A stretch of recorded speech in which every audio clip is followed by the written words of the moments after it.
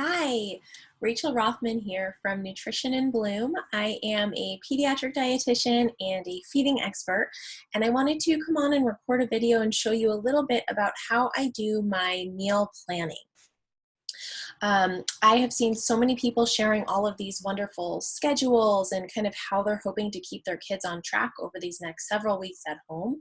And for me, something that's really helping keep me grounded and on schedule is meal planning, which I usually do anyway, but I'm spending a little extra time because I know that when we have our meals and our snacks really on schedule, it helps things to run so much smoother.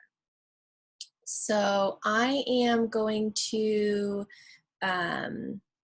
share my screen with you.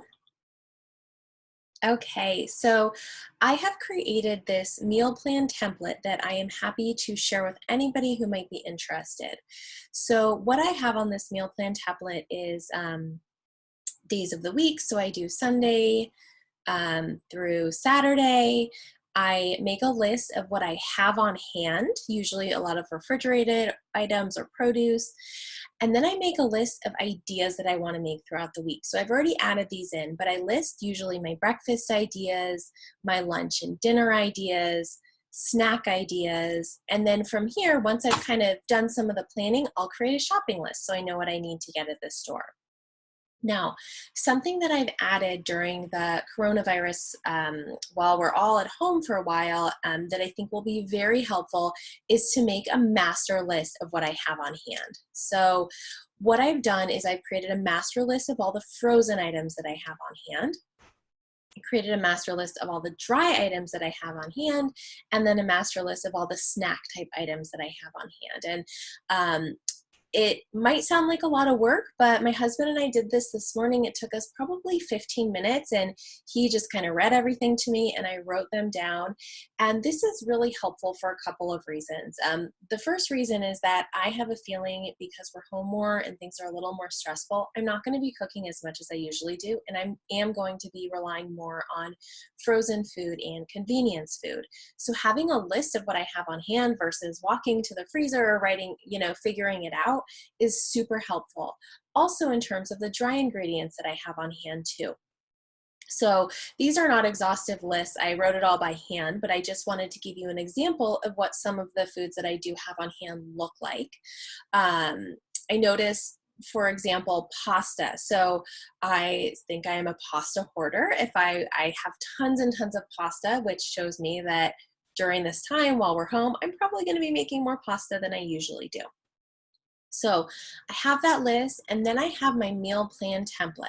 So what I do first is make a list again of what I have on hand, mostly refrigerated perishable items. So I'm just going to write out some of the things that we do have on hand. So I have lentils, hummus, milk, pickles, mayonnaise, tomato sauce, spinach, leftover chili, guavas, let's see, oranges, apples, snap peas, cheese. I've got lots of cheese. So I have cheese sticks, I have Baby Bells, and I have shredded cheese. We eat a lot of cheese in our house. Veggie broth, eggs, kiwi, farro, Brussels sprouts. Okay, so that's about what I have on hand. And what I think about when I have this on hand is this is the stuff I know I need to use because it's perishable, right?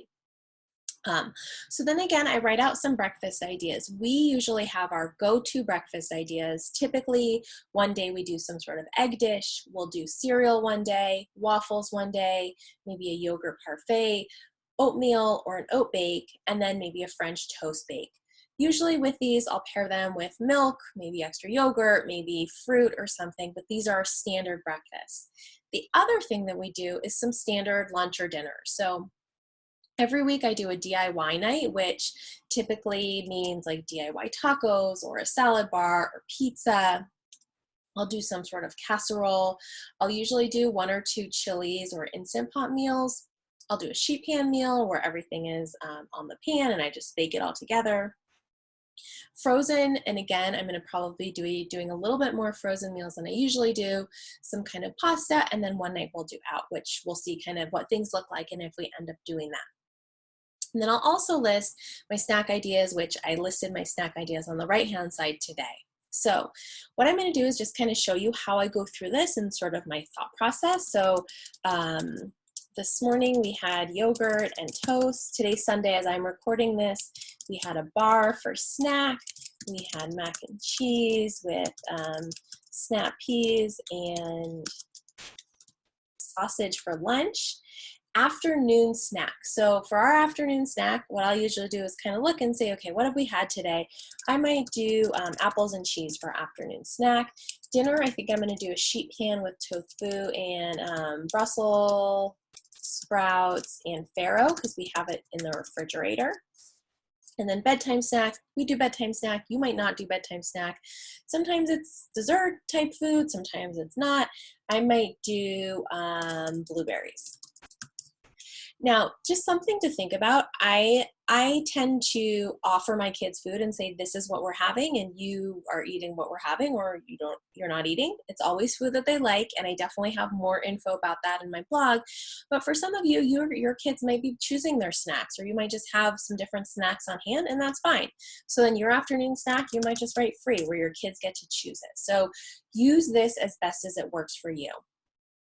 The next thing that I do with this is I'm not going to plan out the entire week. I'll usually do about maybe 3-4 days at a time, maybe just doing 50 to 75% of the meals.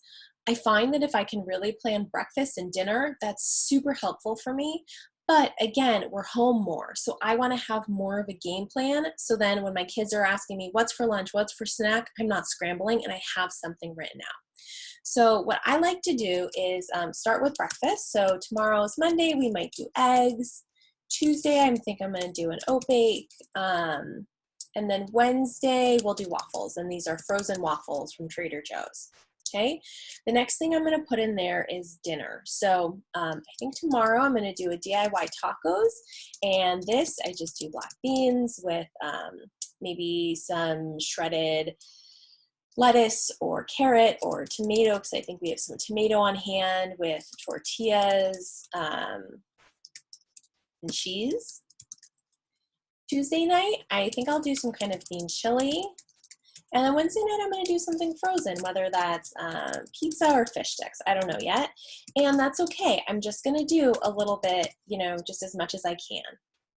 Okay, lunches, a lot of time lunches are just leftovers or sometimes sandwiches. So I might do PB&J sandwich, something like that. Lunch and Tuesday on Wednesday, we might do some sort of, let's see, what do we have on hand? Maybe something frozen. So maybe like meatballs. I know I'm doing 2 frozen things in a day, but that's fine. And then I might try to do a couple of the snacks, maybe even just tomorrow's, just so I have it on hand. So tomorrow I might do Cheerios and oranges for morning snack. For afternoon snack, maybe popcorn. And for bedtime snack, let's see, maybe some kiwi.